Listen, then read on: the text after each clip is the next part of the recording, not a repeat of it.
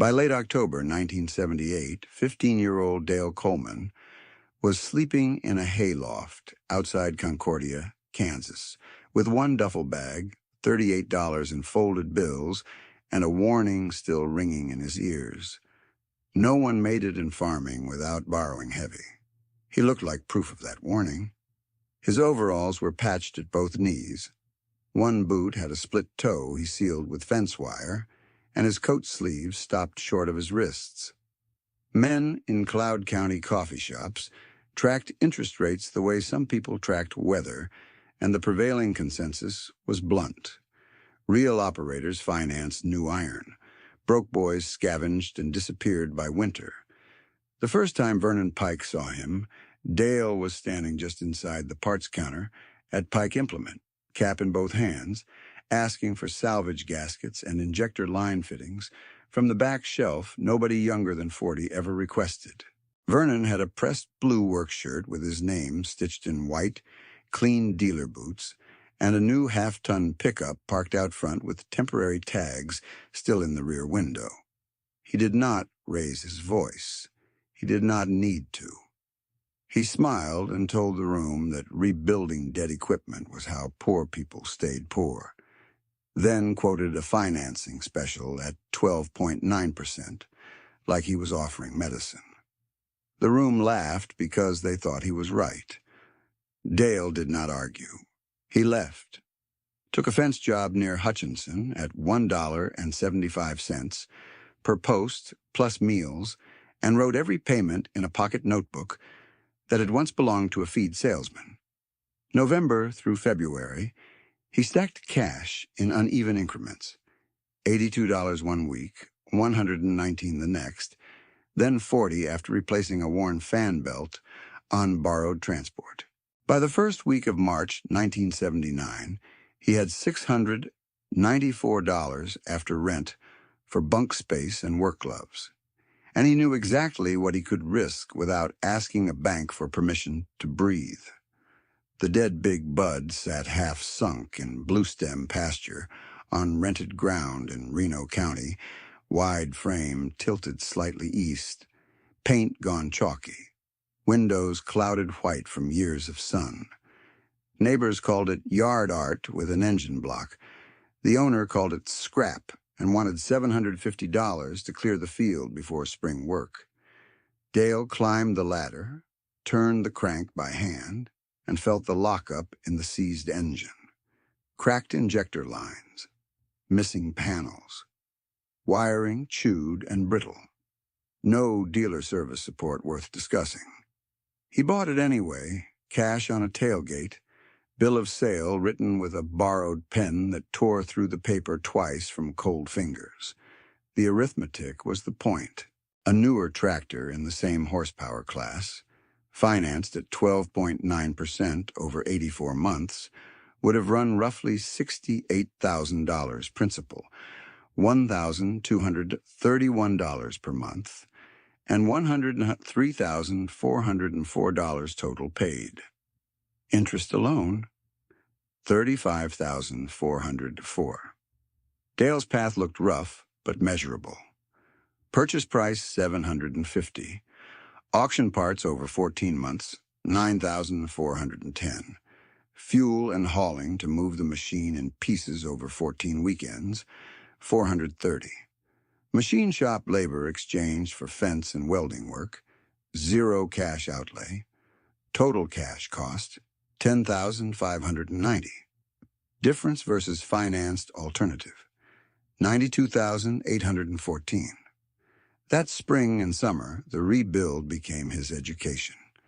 He rose before daylight for paid field work, then spent evenings scraping gasket surfaces and chasing threads under a hanging shop bulb.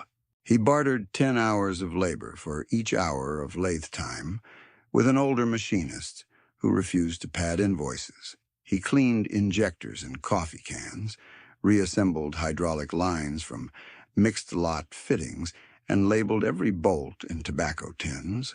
When he needed a part he could not locate, he waited for the next consignment sale instead of swiping credit. Patience was slower, but interest charged rent on panic. By harvest, the machine turned over clean and held oil pressure at startup. By first frost, it pulled. From 1980 forward, discipline looked to most people like deprivation.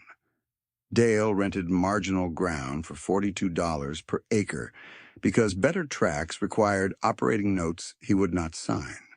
He planted conservative rotations, accepted lower upside in exchange for lower ruin risk, and set a hard ceiling on living expenses at $8,600 per year, including food, fuel for house heat, clothing, and truck repairs. He tracked seed cost per acre, fuel burn per hour, and machinery repair intervals in ledgers that were more detailed than most tax filings. He did not buy status. He bought time and resilience. His vehicle became its own county rumor, a 1971 Chevrolet C10 with rusted rocker panels, cracked bench vinyl, and 312,000 miles, coughing blue smoke at every stop sign between Concordia and Hutchinson. People saw that truck and assumed delinquent notes, thin yields, and silent desperation. The opposite was true. Cash reserves rose while appearance stayed stubbornly modest. He paid for repairs in parts and labor, not signatures and interest. The same pattern held in the house, a small place with a patched porch screen and one working window unit, where summer utility bills stayed under $40 because he shut it off at dusk and opened north side windows. His year-by-year ledger from that period still reads like a private argument with conventional wisdom. 1980, net farm income, $19,000. 1981, $26,000. 1982, drought year, $11,000 positive, mostly because debt service was zero and machinery was paid for. 1983, first 160 acres purchased at $128,000, $94,000 paid cash from accumulated savings, $34,000 carried by seller at zero interest for 3 years, equal installments of $11,333.34. 1984 through 1986, wheat averaged 54 bushels per acre, corn 121 bushels. Machinery expense ran below 1/3 of county averages, logged by extension bulletins. Around him, good people made decisions that looked rational at the time and were punished by timing they could not control. Tom Alvarez borrowed $480,000 on variable 10.5% terms during an expansion push, then watched payments swell as rates reset. He lost his farm at auction in 1985. Nina and Earl Whitaker financed 2 new tractors and 1 combine for $320,000, carrying nearly $14,000 per month when grain prices fell. They could not make the notes and sold out under pressure.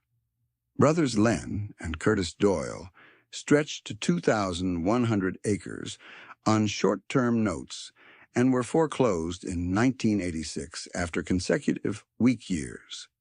Dale helped each of them with labor and feed when asked. He never lectured. He simply showed up. Vernon Pike kept pressing him, publicly and privately, framing caution as fear and debt as professionalism. At co-op meetings, he asked why any serious producer would trust old equipment over dealer support. At spring clinics, he passed pamphlets with bright paint and low entry payments, then asked Dale if he planned to farm or just tinker forever. Dale usually answered in one sentence: cost decides survival. Yield matters, but fixed obligations decide who makes it to next year. The deeper logic was non-trivial, and he knew it. A farm could survive weather, pests, and poor basis if balance sheet pressures stayed low enough. It could not survive compounding obligations during a bad sequence.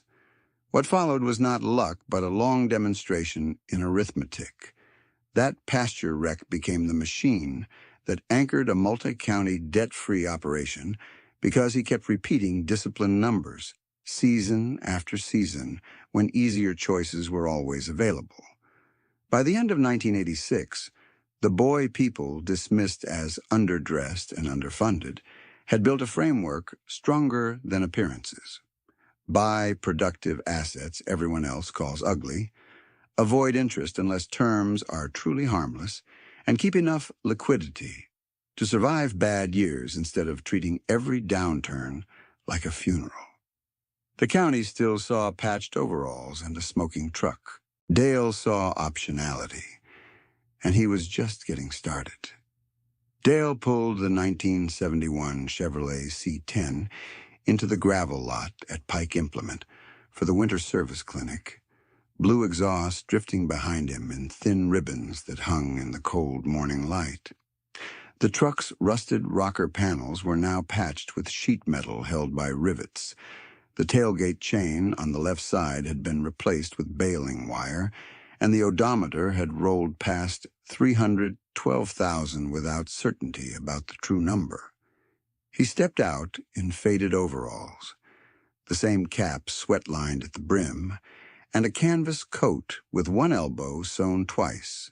Men turned to look, then turned away with the short glances people use when they think they already know the ending. Inside, Vernon Pike stood near a polished row crop tractor that still smelled like factory paint, one hand on a brochure and one hand in the pocket of pressed khakis. Coffee sat in branded cups, donuts were lined on a tray, and a handwritten placard announced a seasonal package. 0 down for 90 days, then variable financing tied to prime +3. Projected monthly payment $1,876 on a 7-year term. Vernon saw Dale by the parts rack and raised his voice just enough for the room. He asked whether Dale came to buy a filter or finally buy a future. A few men laughed because they recognized the script. Dale did not perform for him. He asked for 2 used hydraulic couplers, a box of mixed grade 8 bolts, and a discontinued seal kit for an older steering valve. Total at the counter came to $43.60. He paid in cash, folded the receipt into his ledger, and walked out with a paper sack under one arm while Vernon resumed his pitch about modern scale and professional management. The crux in that room was the same as always. Appearances argued for debt. Arithmetic argued for survival. He sat in the C10 before turning the key, opened the repurposed feed salesman notebook on the steering wheel, and entered the parts purchase in tight block letters. The previous page showed fence jobs near Hutchinson, still written as line items years after the fact: post count, rate, fuel, net. One old entry from winter 1978 to 79 remained underlined twice at $1.75 per post. Near the top margin, he had penciled the number that mattered before the Big Bud deal closed in March 1979. $694 available after basic expenses. At the bottom of that same page, in darker ink added later, sat the rebuild arithmetic he trusted more than memory.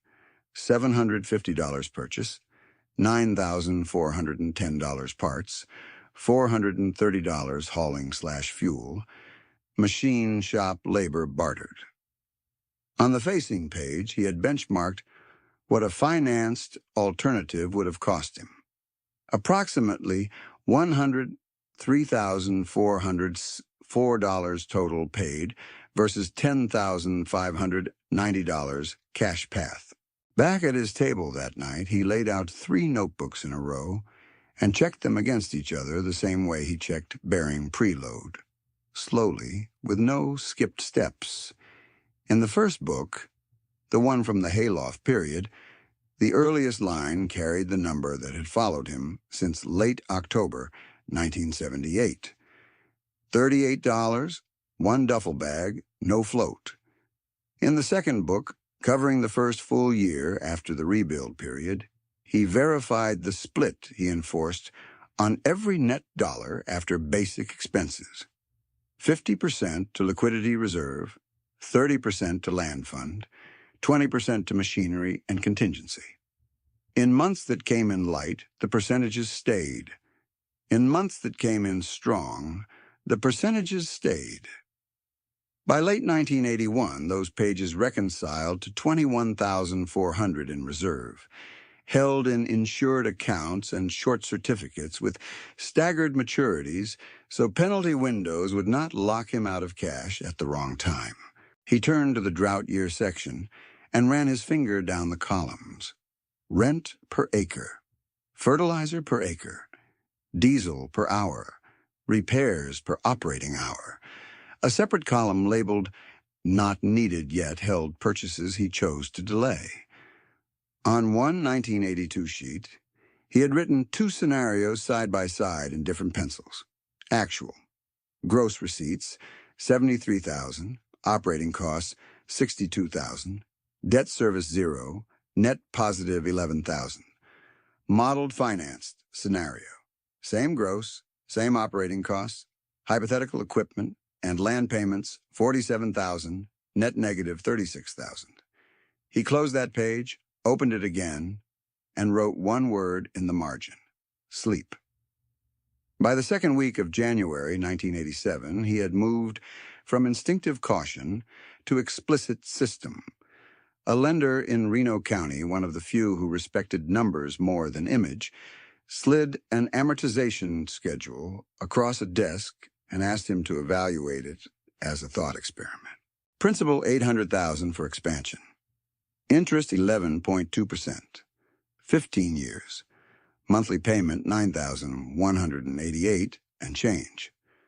Total paid over term just above $1,653,000. Not counting insurance, taxes, variable operating lines, or drought years. Dale stared at the bottom line for a long time, then asked the lender for a photocopy. He took it home, spread it on his kitchen table next to his own notebooks, and wrote 3 rules in blocked letters on the back of a seed invoice. Buy ugly assets with productive life. Use cash or short zero-interest terms only. Hold liquidity for 2 crop failures. Those rules were not rhetorical. They were operational constraints. Any decision that violated one failed, no matter who recommended it. In the weeks that followed, his early discipline became visible in places most people ignored. At a bankruptcy auction outside Pretty Prairie, he bought a 12-row planter with a cracked monitor bracket for $400.80, plus buyer fee. Dealer replacement quote for comparable package, $34,200. He spent 6 weekends rebuilding metering units, replaced chains and bearings for $1,312, and calibrated population by test stand until variance stayed under 2% across rows. Total in service, $1,713.80. At county average acreage, the savings in year 1 paid for itself several times over. At another sale near Nickerson, he bought a grain drill lot with 2 damaged openers and a bent marker arm for $260. New equivalent list price locally was above $12,000. He straightened the arm with heat and press, replaced wear parts for $309, and put it back in the field before spring rains. He tracked not only purchase and repair, but avoided finance charges. At 10.75% prevailing commercial rates that year, financing $12,000 over 5 years would have added roughly $3,600 in interest. His version did the same planning for under $600 total cash. He carried the same logic into living costs, where the restraint looked, from the outside, like hardship without purpose. House payment was 0 because the farmhouse came with work arrangement terms and later purchase discipline already underway. Food averaged $127 per month when crops were in and $164 in winter months, with a yearly total of $1,758. Utilities averaged 39 in shoulder seasons and 62 in peak summer heat because he cooled only one room at night. Clothing stayed below $300 a year, mostly work gloves, socks, and repair patches. Truck expenses, including used tires and parts, came to $1,042 for the year. Full annual living total, $8,593, under his cap by $7. What made this non-trivial was not frugality alone. It was strategic asymmetry. Every dollar not committed to lenders increased his capacity to act when conditions broke for others. By 1988, he had enough liquidity to buy inputs in bulk at discount during off-season windows. By 1989, he began a quiet side arrangement that later became central to his impact. He purchased foreclosed but repairable equipment at 40 to 60 cents on replacement value, then leased usage to younger farmers on contracts that covered depreciation and maintenance, not margin extraction. One first-year contract on a used baler read like this: acquisition and repair cost $8,400, annual lease charge $1,100 plus twine, and routine parts, option to purchase after 4 years at residual $2,000. No penalty clauses, no compounding late fees. If weather cut yields, payment dates moved. That model came directly from what he had lived through and what he had watched happen to people he respected. Tom Alvarez, after losing the original farm in 1985, worked custom harvest crews for several seasons and rebuilt savings slowly. Dale leased him a repaired tillage rig at cost terms in 1989, and Tom used it to re-enter with a small rented tract, instead of another oversized note. Nina and Earl Whitaker shifted to livestock contract work after selling out. They remained in the county, steady and proud, and Dale hired them seasonally at fair rates whenever he needed reliable hands. Len and Curtis Doyle took separate paths after foreclosure, one moving into equipment transport, the other into feed distribution, both carrying the fatigue that comes when one decision is amplified by bad timing and high leverage. Dale did not romanticize their losses. He accounted for them. When younger operators asked why his agreements looked different, he would set a legal pad on the hood of the C-10 and draw 2 columns, fixed payment versus variable weather, then circle whichever side could survive 2 bad years in a row. He spoke in costs per acre, repair hours, and fuel burn, not slogans. The point stayed the same each time. Discipline was not deprivation if it created optionality, and optionality was what kept an operation alive through sequences that broke over-leveraged plans. By early spring 1990, the social misjudgment had deepened, not faded. Dale still arrived in the same smoking truck, still wore patched work clothes, still bought from salvage rows first. Vernon still framed him as a holdout, clinging to obsolete methods. Yet the arithmetic underneath had crossed into 7 figures in retained assets and liquidity when land, equipment, crop inventory, and cash equivalents were valued conservatively. He did not announce that number. He kept replacing worn bearings, rotating crops, and refusing terms that looked cheap at signing and expensive at harvest. One evening, after servicing the big bud, he sat at the kitchen table with ledgers open and copied a single line from one notebook into the next year's book, so he would see it every week. Fixed obligations decide who survives a bad decade. Then he closed the cover, set tomorrow's parts list by the door, and turned out the light in a house that still looked, to passers-by, like the home of a man barely hanging on. Before dawn the next morning, Dale relit the kitchen lamp, opened the new ledger, and wrote the first line of the day in the same narrow block letters. March fuel, $63.12, paid. Then he added a second line beneath it. Reserve target, recalculated for 2 crop failures, 142,000 minimum cash equivalents by harvest. That was how he translated philosophy into operating behavior. Not with slogans, with numbers that constrained every decision before emotion could enter.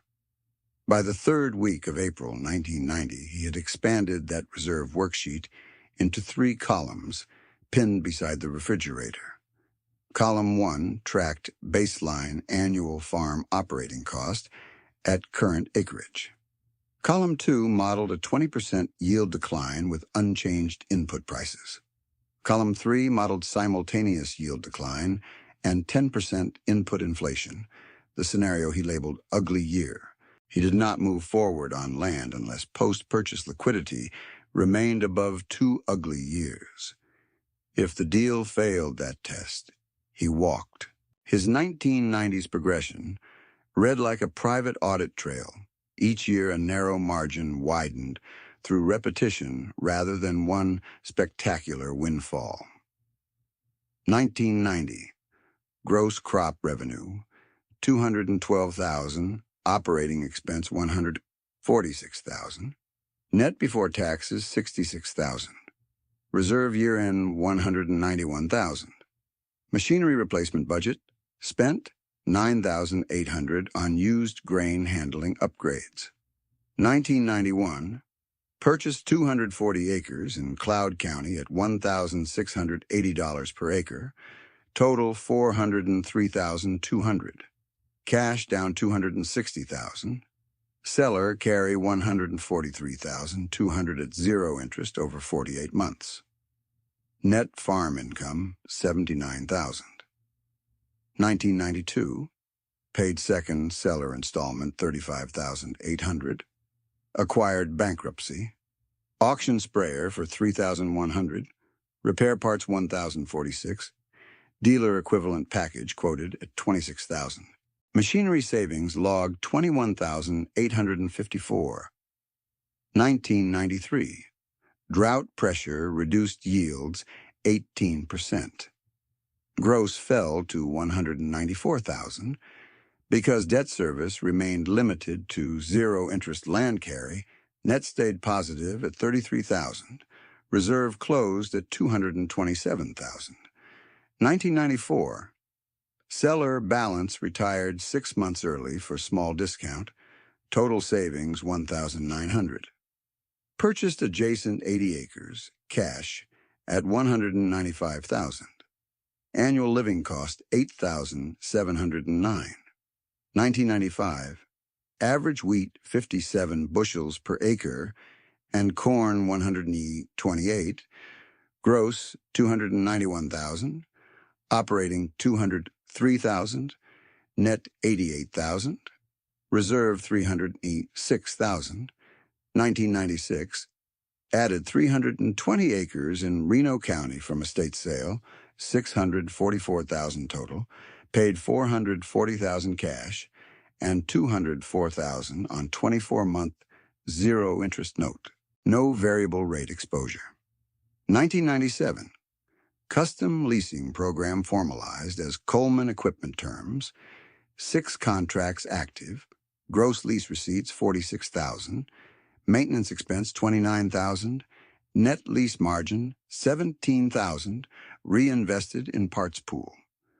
1998, commodity slide year, local cash corn under $2.10 per bushel for part of harvest window. Dale stored grain and staggered sales. Average realized $2.36. Net farm and lease combined $61,000 after storage cost. 1999. Acquired 400 acres from distressed listing at $1,490 per acre. Total $596,000, all cash. Reserve dipped to $169,000, then rebuilt by year-end through conservative draws and deferred equipment replacements. 2000. Installed used grain bin, set purchased at auction for $18,400. Foundation and auger work $12,900. Total $31,300 versus new quote $87,000. Drying and basis timing gains added estimated 26,000 first season. 2001, gross receipts softened with weak price cycle, but fixed obligations stayed low enough that net remained 48,000. Reserve 244,000. 2002, completed another 160-acre cash purchase at 2,100 per acre. Total 336,000. Total controlled acres crossed 2,500, while debt to commercial lenders remained zero. 2003, leased acreage reductions in poor tracts, shifted fertility spending to highest response fields, lifted average corn to 134 bushels per acre, net 102,000. 2004 and 2005, 2 strong years, combined net 271,000 after taxes and capital expenses, most routed to liquidity ladders and short treasuries. 2006, reserve and near cash equivalents crossed 1 million for the first time. 2007, total land under ownership or long-term control reached 3,840 acres, recorded net worth, conservatively marked 9,600,000. 2008, he sold a small, flood-prone tract for 412,000 and moved proceeds directly into cash instruments, maturing quarterly. The arithmetic looked dry on paper. In practice, it changed his risk geometry. When seed or diesel suppliers offered tiny discounts for immediate payment, he took them. When weather delayed planting by 10 days, he absorbed it without short-term note panic. When used inventory appeared at forced sale prices, he could buy within hours because he had cash settled and available. Before we go any further, if you want to see what he does when credit tightens, and everyone says wait for the bank, hit subscribe now, because the next turn is where appearance and reality collide in public. Outside his books, the county moved through a different financial paradigm. Dealer lots filled with articulated tractors financed on teaser structures that looked manageable in year 1 and punitive by year 4. Input reps talked scale and speed, and many of them were not wrong in theory. With perfect timing, steady prices, and average weather, leveraged expansion could outperform. The trade-off was fragility. A 2-year sequence of low prices, high fuel, or delayed harvest could turn precision plans into forced sales. Tom Alvarez understood that trade-off better than anyone by the late 1990s. After losing his original place in 1985, he rebuilt carefully, renting 220 acres and running mostly leased equipment under Dale's cost-plus terms. In 1997, he considered a dealer package that bundled tractor, planter, and combine at $406,000 financed, 9-year schedule, initial rate 7.9%, stepping higher after 36 months. He took the contract to Dale, who ran the payment ladder with him at the kitchen table. The projected monthly obligation started near $4,800 and climbed above $6,000 when reset bands activated. Tom closed the folder and walked away from the deal. He stayed smaller, slower, and solvent. By 2004, he had built enough retained earnings to buy 90 acres, with a family note at 0 interest. He still said he slept better after that decision. Nina and Earl Whitaker carried a heavier emotional cost. Their 1980s losses never fully left, yet they remained among the most reliable seasonal workers in both Reno and Harvey counties. In 1999, a livestock integrator offered them a return package tied to construction financing for 2 confinement barns. Principal $530,000 at 8.6% with personal guarantees. They declined after reviewing projected feed and energy volatility. They continued contract labor instead, lower upside but controlled downside.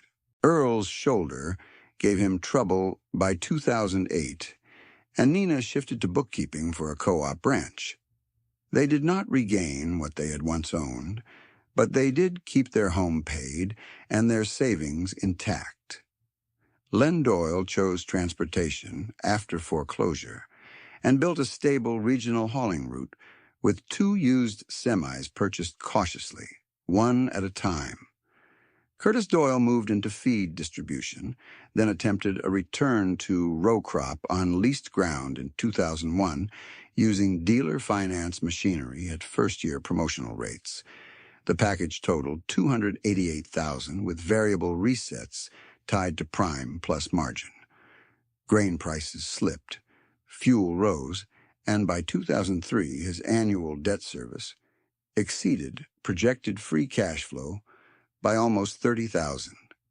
He liquidated equipment early, absorbed losses, and returned to feed sales full-time. Dale never treated that as failure of character. He treated it as a mismatch between obligation structure and volatility. 2 additional families entered the same pattern. Grace Mendenhall and her brother Wade took over their father's 300-acre operation in 2002 and financed a near-complete equipment turnover at $342,000 because older machines had become unreliable during narrow planting windows. They worked hard, hit average yields, and still could not keep pace when rates moved and repair overlap continued. By 2006, they sold half their owned acreage to satisfy notes and kept farming the remainder on leaner terms. Jared Holcomb, a careful operator by reputation, expanded from 600 to 1,400 acres on short-duration operating lines in 2005 when rent bids escalated. 1 wet spring, 1 weak harvest price, and tightening collateral requirements put him under in 2008. His auction was quiet. No one mocked him. People saw themselves in him.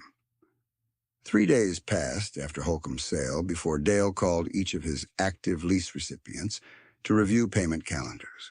He extended 2 due dates by 90 days, waived 1 late fee clause he had included, only for legal completeness, and converted another agreement into labor exchange until harvest. Those choices cost him immediate cash. They protected productive capacity in the community, which mattered more to him than extracting short-term margin. Then the broader crisis arrived in layers, not one headline shock. By mid-2008, lenders across central Kansas were tightening collateral requirements on operating lines. By early 2009, several producers who had depended on annual rollovers were asked for additional equity injections they could not meet. Diesel moved above $4 per gallon in periods that crushed transport and fieldwork budgets. Fertilizer invoices that had run near $300 per ton for some products jumped toward $600 in a compressed window. Insurance costs rose. Basis weakened in key delivery points. The same acre now demanded far more cash to plant, and borrowed cash had become harder and more expensive to secure. Dale's model did not make him immune to low prices or dry weather. It made him liquid when liquidity became scarce. With no commercial term debt and no variable rate machinery notes, his fixed annual obligations stayed within a band he could cover even in bad yield years. In 2009 projections he built in January, he assumed corn at $3.10, wheat at $4.80, diesel at $4.20, and yields down 15% on non-irrigated tracts. Even in that stressed model, the farm remained cash flow positive before discretionary capital purchases. The reason was plain. No lender stood ahead of weather in his payment stack. By the first week of July 2009, county courthouse bulletin boards were filling with distress sale notices that resembled the old years. 5 parcels here, 3 there, family names people recognized. Dale drove to Hutchinson twice in 1 week, once in the smoking C-10 for filings, and once in a borrowed gooseneck to move a repaired drill for a young tenant who had lost access to financed equipment. Vernon Pike responded to the same pressure with urgency campaigns, pushing zero-down step-rate contracts as the practical path through short-term stress. Some producers signed because they saw no alternative. Some refused and downsized. Most simply tried to survive the season in front of them. Late one hot afternoon, Dale sat again at his kitchen table with the reserve sheet, now updated in red pencil. Cash and near cash available after crop inputs and contractual obligations, $3,400,000. Maximum deployable without violating his two-failure rule, $2,950,000. He looked at the number for a long time, then circled it once. Outside, the C-10 ticked as its engine cooled, rust and dust and blue smoke reputation intact, while inside the man everyone read as undercapitalized prepared to move liquidity into land at the exact moment leverage was forcing others out. He tore the reserve sheet from the pad, folded it once, and slid it into the inside pocket of his coat. Then he called Prairie State Bank before supper and asked for 2 cashier checks to be prepared by opening, one for $2 million and one for $910,000, both payable to the Reno County Clerk of Court escrow account. The teller asked if he wanted to discuss wire timing. He said no. Collected funds only. At 8 the next morning, Vernon Pike was under a white promotional tent in Hutchinson, standing beside a line of bright tractors and speaking into a portable microphone about zero-down flexibility. The banners said confidence and momentum in red block letters. Dale parked the C-10 at the far edge of the lot, blue smoke lifting from the exhaust stack, and walked the row in mud-caked boots while sales staff handed out rate cards. Vernon spotted him, smiled for the crowd, and repeated the line he had used for years. Serious acreage required serious financing. Dale took a brochure, folded it, and placed it in his coat pocket next to the reserve sheet. He said, 12 words, calm and level. I already financed my season. Cash and patience. He left before the applause line and drove to the courthouse steps, where the distress sale docket was posted on a board with brass tacks. 5 parcels, total 1,240 acres across Cloud and Reno lines, offered in sequence with quick breaks for registration updates. Bidding opened just after 10. By 10:46, Dale held Parcel 1 at $697,600. By 11:12, Parcel 2 at $627,200. Parcel 3 closed at $492,000. Parcel 4 matched that number exactly. Parcel 5, the one most bidders wanted, because it touched all-weather road and had better drainage, ran to $601,200 before the room fell silent. Total, $2,910,000 even. A deputy clerk read the amount back for the record. Dale handed over both cashier checks and a personal check, drawn from a separate operating account, for filing and transfer fees totaling $43,870. The clerk counted twice, initialed the receipt, and stamped each parcel packet with paid in full. No financing contingency, no pending lender approval, no post-auction verification delay. Vernon had arrived midway through Parcel 4, still in his press shirt, still carrying dealership folders. He watched the checks slide across the counter and said, too loud for the room, that it looked like a stunt. Then he asked the clerk which bank had issued the instruments, stepped into the hallway, and placed the call himself. He got the branch manager, gave the serial numbers, and asked for confirmation of collected funds. The answer came back flat and professional. Funds valid, cleared and available at issuance, no hold. When Vernon walked back in, he did not resume the argument. He stood near the rear wall with the folders at his side while farmers who had dismissed Dale for 30 years recalibrated in real time what solvency looked like. The patched coat, the smoking truck, the man paying cash for 1,240 acres during a credit seizure. No one said much on the way out of the room. Boots scuffed old tile, docket sheets folded into jacket pockets, and the same men who trusted painted metal more than balance sheets kept replaying the clerk's stamp in their heads. By sunset, Dale had already made 4 phone calls, each one brief, each one practical. Existing tenants on 3 parcels could stay under leaseback terms. Former owners who had lost title that week could remain in their houses through winter at $1 lease consideration while transitions were sorted. Cash rent for crop ground would be set below county stress rates, so operators could rebuild working capital instead of bleeding it into panic bids. He did not frame it as charity. He framed it as keeping productive land in the hands of people who knew it.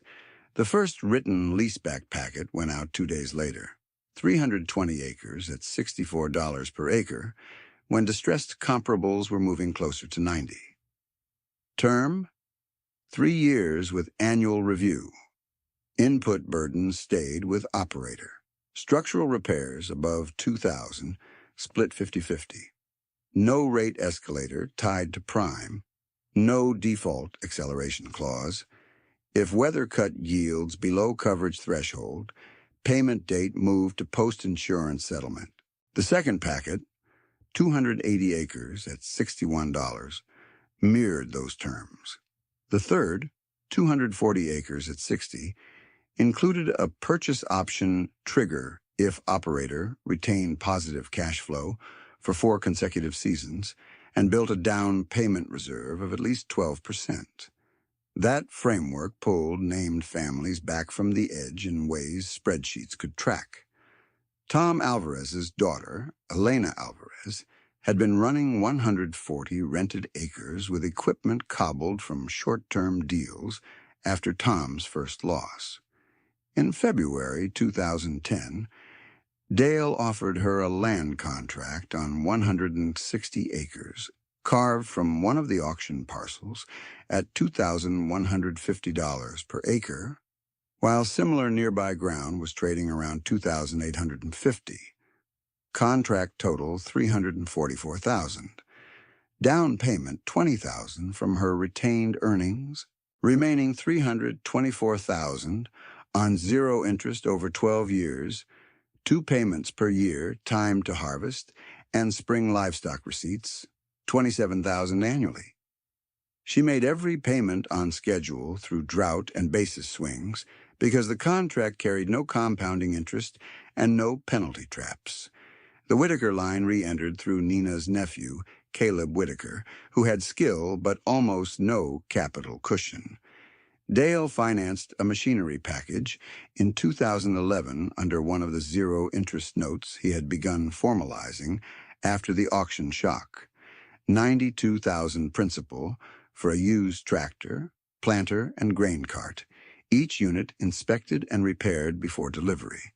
Term 7 years. Annual payment $13,142.86. Maintenance reserve requirement $2,000 per year, verified in ledger form. Caleb completed the note in 6 years, 1 year early, because low fixed obligations let him bank strong season margin instead of servicing interest. Curtis Doyle's son, Mason Doyle, came in 2012 on a smaller first step. $48,000 0 interest note for tillage and hay equipment, plus access to shared harvest machinery under cost plus maintenance terms. He started at 120 acres, added 80 the next season, and avoided the expansion trap that had crushed his father's return attempt in 2001. Dale required one condition on every note. Each recipient had to mentor one newer operator for at least 2 seasons once stable. That turned private recovery into a repeatable system. From 2010 through 2016, 12 machinery notes were written under that same framework. Principal amounts ranging from $40,000 to $110,000. Total principal advanced $846,000. Interest charged, 0. Default count, 0. Late payments over 30 days, 3. Each resolved by schedule adjustment after document weather or health disruptions. Dale tracked maintenance compliance and debt service ratios more carefully than most commercial lenders tracked collateral photos. His target for recipients was clear. Machinery and land obligations combined should stay under 22% of 5-year average gross revenue. If a plan came in higher, it was revised downward before signatures. By then, those terms were moving countywide through auction lots, parts counters, and winter coffee stops, not because of speeches, but because operators could compare outcomes line by line. The deeper examination sat in his ledgers, and by then he allowed a county accountant to audit them annually, so no one had to rely on folklore. The 2009 courthouse purchases at $2,910,000 were marked against contemporaneous appraisal averages near $3,380,000, creating instant embedded equity of about $470,000 before any productivity improvements. Leaseback income on those parcels over the first 5 crop years totaled $400,000 to $12,000 net after taxes, insurance, and structural upkeep, while principal land value appreciated with the broader recovery cycle. More important, operator turnover on those acres was near 0, which stabilized yields and reduced deferred maintenance losses that typically follow forced transitions. The recipient arithmetic proved the philosophy better than any speech could. Elena Alvarez's 160-acre contract at 0 interest saved roughly $148,000 compared with a 12-year commercial note at even 6.5%. Caleb Whitaker's $92,000 equipment note saved about $24,000 in financing cost versus a 7-year note at 7.25%, and his early payoff compounded that advantage because he redirected year 7 cash flow into tile and fertility. Mason Doyle's $48,000 note avoided about $13,000 in interest and kept his debt service ratio below 18% during 2 weak price years, which is why he stayed solvent when peers with similar acreage sold out. By the end of 2016, those 3 alone controlled 1,140 acres that had been at risk of absentee churn. By 2020, the full recipient cohort from Dale's 12 notes and 3 below-market land contracts stewarded 3,760 acres, conservatively valued at roughly $4,730 per acre. That block represented about $17,800,000 in productive land under operators who were liquid enough to survive volatility. That is the multiplier effect in plain arithmetic. One producer refusing interest pressure in his own life, then transferring the same constraint-based model so other families could remain in production. Vernon Pike saw those numbers in fragments before he ever admitted them in public. He saw Elena making payments without extensions. He saw Caleb buying parts with checks, not revolving credit. He saw Mason asking for repair manuals instead of sales brochures. And he saw Dale arrive year after year in the same rusted C-10, step out in patched clothes and sign documents that banks honored immediately. Appearance kept telling one story. The ledger kept telling another. Within a year, that difference became visible in balance sheets that had no interest line item at all.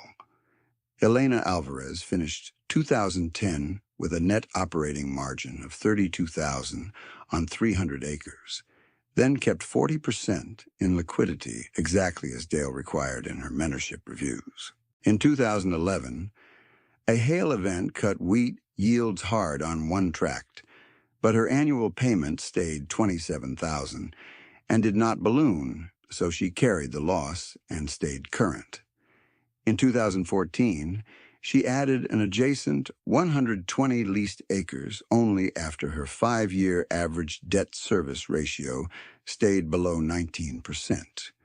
She closed her final land contract payment to Dale in spring 2022, 6 months ahead of schedule, and the deed transfer fee was paid in cash at the clerk window. Tom Alvarez watched her sign. He cried once in the hallway, quietly, then went back to checking planter meters because sentiment did not plant fields. Caleb Whitaker's path moved through machinery reliability first, then land control. That $92,000 zero-interest note ended a year early, and he immediately redirected the same $13,142 annual payment into a machinery replacement sinking fund. By 2018, he had $31,000 in that fund, enough to buy a used sprayer at auction without financing. By 2021, he was operating 640 acres, with fixed obligations at 17% of 5-year gross and a maintenance reserve that never fell below $8,000. Nina Whitaker handled his books through the early years and taught him the same discipline she and Earl had learned the expensive way: cash flow first, pride second. Earl's shoulder surgery in 2012 limited heavy labor, but he stayed active doing winter shop inspections for younger operators until retiring fully in 2019. Nina retired from co-op bookkeeping in 2020 and still reviews Caleb's annual ledger every January at her kitchen table. Mason Doyle's trajectory was slower and sturdier than his father's return attempt. He took the $48,000 note, then declined 2 expansion offers that would have doubled his acres and tripled his fixed payments. In 2015, he posted net positive $14,000 on 200 acres during a weak price cycle because his machinery line carried zero interest and low depreciation drag. In 2018, he crossed 400 acres under a mix of lease and owned ground. And by 2024, he had paid off every equipment obligation and bought 80 acres with a family partner note at zero interest over 5 years.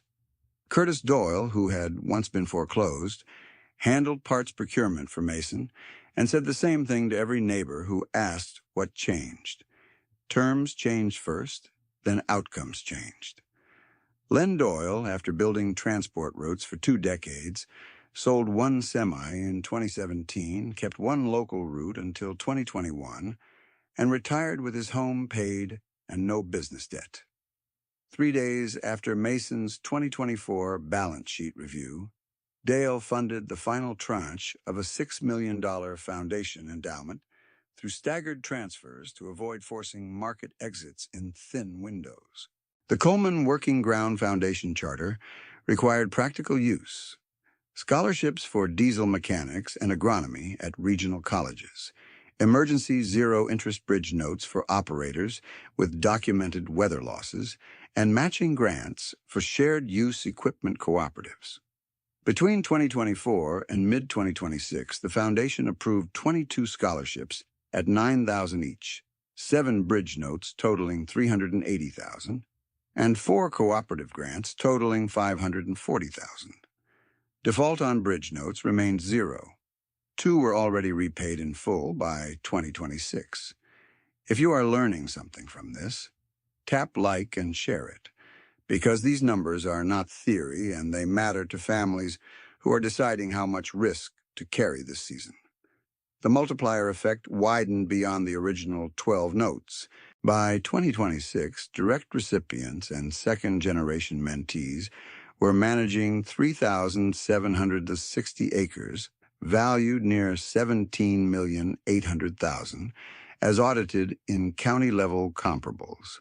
Aggregate annual interest avoided across their contracts and refinanced structures was estimated at $2,300,000 over 15 years. That is what patience looked like when it left one ledger and entered many. Vernon Pike's resolution came without spectacle, but it came in full view.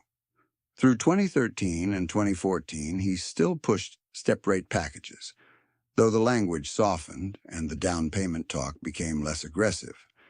By 2015, after repeated seasons of seeing Dale's recipients remain current, while heavily financed, peers cycled through restructures, Vernon began steering some younger farmers toward used inventory and smaller notes. He never made it a public conversion campaign. He simply changed the paperwork mix in his office. New contract volume at Pike Implement declined anyway as regional consolidation and thinner margins squeezed dealerships. In 2018, Vernon retired when the business contracted and 2 locations were sold. At his final Farm Bureau remarks in Reno County, attendance just over 100, he stood at a lectern with a folded page in his hand and said, one line people repeated for years. He had spent 20 years selling urgency while Dale sold patience. He did not ask for forgiveness, and Dale did not offer a speech in return. They shook hands near the coffee urn, held eye contact for a moment, and walked separate directions. Vernon moved to Wichita, consulted part-time for an equipment group for 3 years, then fully retired in 2022. He died in 2025 after a short illness. His daughter sent a note to Dale saying Vernon had kept one photograph in his desk, the old C-10 beside a courthouse curb, taken the day of the 2009 auction. By early spring 2026, the roll call finally read like stability instead of triage. Dale Coleman, now in his early 60s, controlled 6,480 acres, debt-free across Cloud, Reno, and neighboring counties, with audited net worth at $28,400,000. He still lived in the same modest farmhouse, still patched screens instead of replacing frames, still tracked weekly fuel burn by hand.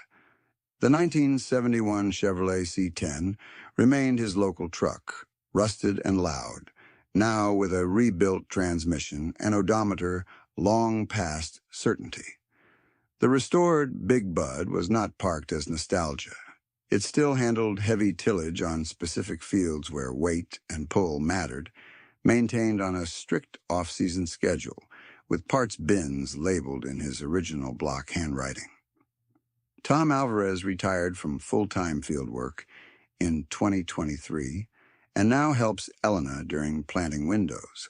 Elena operates her owned and leased ground with 2 employees and 1 apprentice each season, and she mentors a beginning producer under the same condition Dale once gave her. Nina and Earl Whitaker are both retired, home paid, savings intact, respected in every room where farm books are discussed. Caleb Whitaker runs his acreage with conservative leverage and serves on the Foundation's Equipment Review Committee. Curtis Doyle works part-time in feed consulting and spends most mornings in Mason's shop. Mason Doyle operates his farm with obligations, below volatility tolerance, and has begun mentoring a younger hay producer in Harvey County. Len Doyle lives near Hutchinson, fishes more than he drives, and says he does not miss monthly note anxiety. Grace Mendenhall and Wade Mendenhall, who had sold half their acreage in 2006, stabilized the remaining operation through smaller machinery, disciplined reserves, and shared labor. By 2026, they still farm their reduced ground profitably and have no commercial term debt.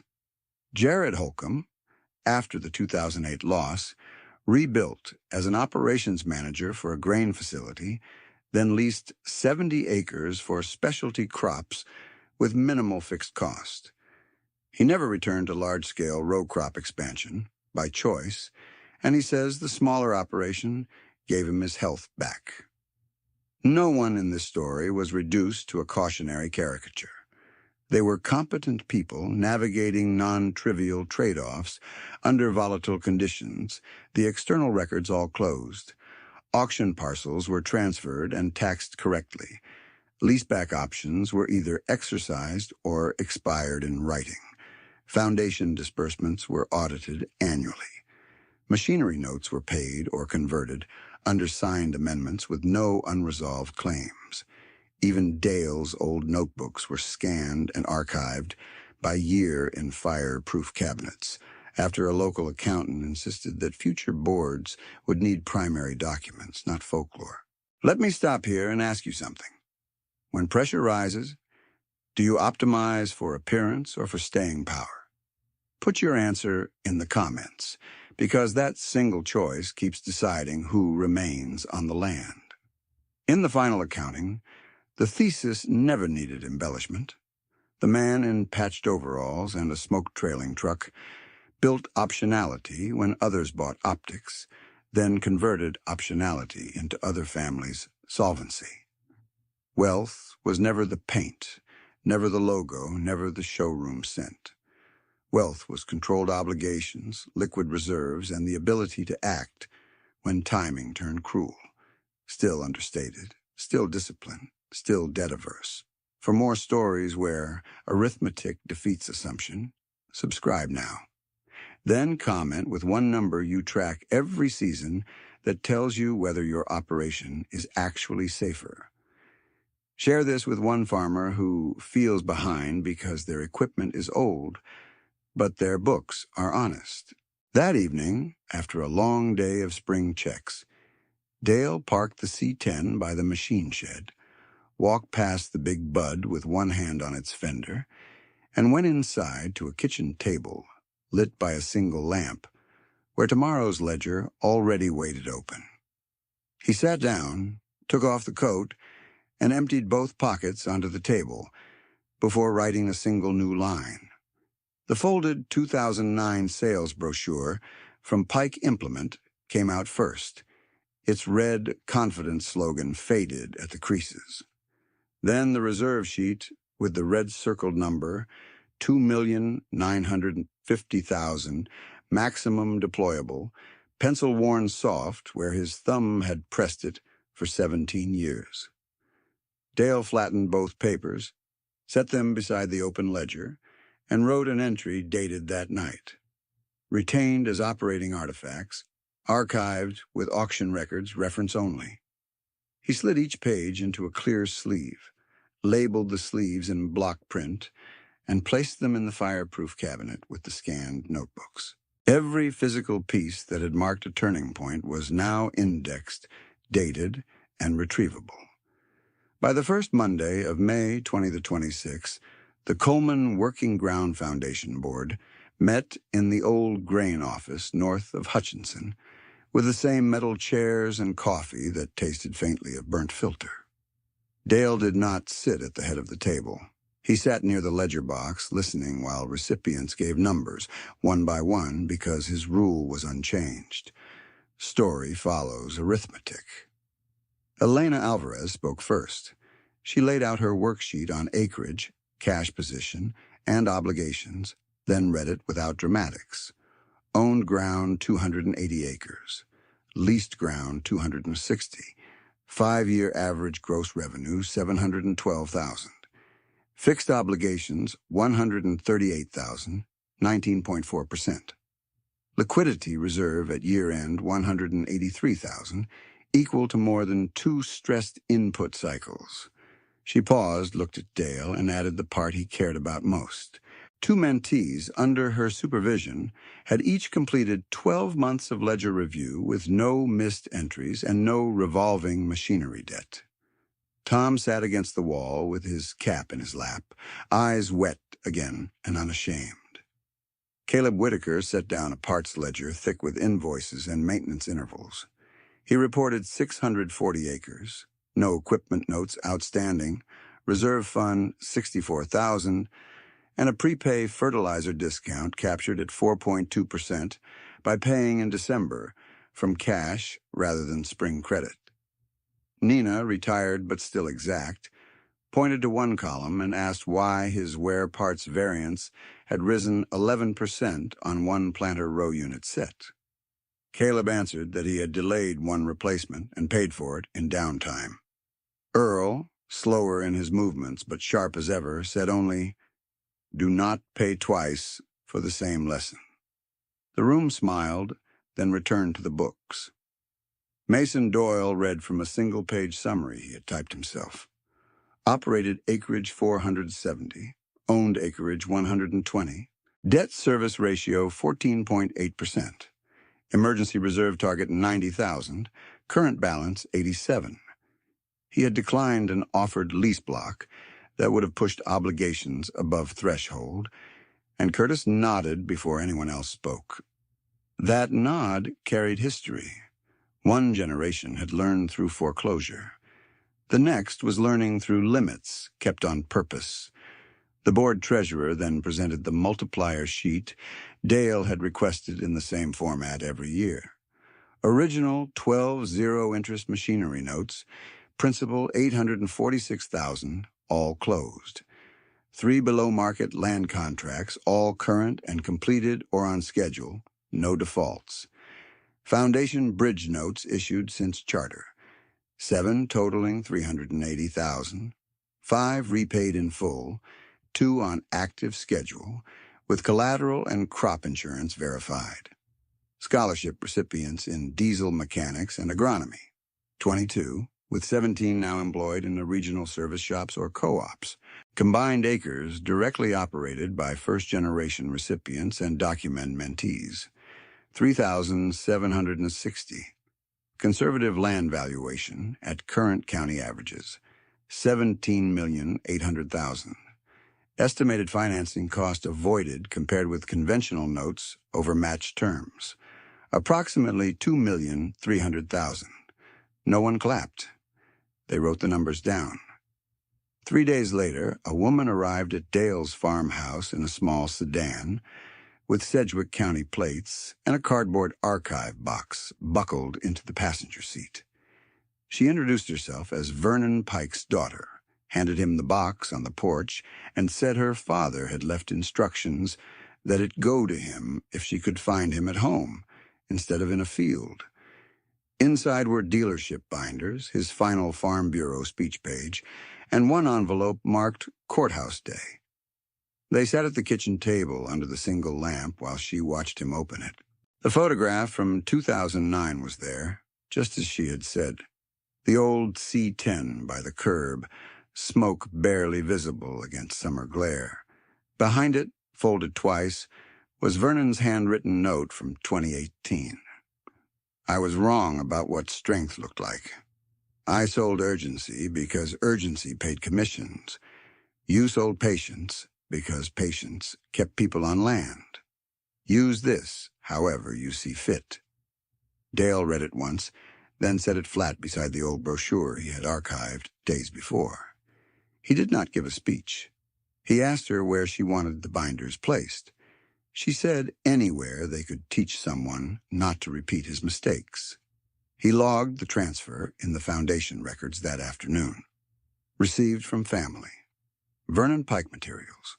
Archived and available for training use with permission. The antagonist thread that began at a parts counter closed at a kitchen table, quietly, with paper that could be checked. By late June 2026, the roll call had moved from recovery language to continuity language. Tom Alvarez worked mornings only and spent afternoons teaching calibration to apprentices who had not lived through variable rate resets. Elena carried her operation with disciplined margins and had started a rainy day line item, named after her father's lost farm, not as sentiment, but as a standing reminder of payment structure risk. Nina and Earl Whitaker kept their paid-off home, hosted winter bookkeeping nights for younger couples, and refused any honor that was not tied to practical teaching. Caleb served on the Equipment Review Committee and had become the first person new applicants called when they needed to price repair versus replacement without ego. Curtis Doyle handled procurement for Mason 2 days each week and told every beginner the same line. If the payment schedule cannot survive 2 ugly years, it is not a plan. Len Doyle fished the same pond near Hutchinson and still checked commodity prices at dawn out of habit, then went back to retirement without regret. Grace and Wade Mendenhall, who once had to sell half their acres, submitted their cleanest statement in 20 years.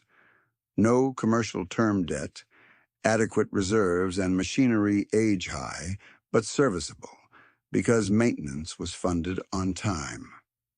Jared Holcomb sent a letter for the annual file, signed and dated, reporting his specialty crop lease renewed for a 3rd term, with positive net and no operating line carryover. He wrote that smaller scale had restored both cash flow and sleep. The board recorded it and moved on. Dale's own status stayed almost stubbornly unchanged. He controlled 6,480 acres debt-free, audited net worth $28,400,000, and still refused lifestyle creep as if it were a weed species. The farmhouse remained modest. The patch screen stayed patched. The C10 still handled local runs, now with a rebuilt transmission, brakes done in winter, and blue smoke reduced but not gone. The Big Bud still worked, not often, but exactly where its torque made agronomic sense. During pre-harvest checks, he and Mason ran it for 40 minutes under load, logged oil pressure and temperature stability, and shut it down with the same ritual he had used since the rebuild years.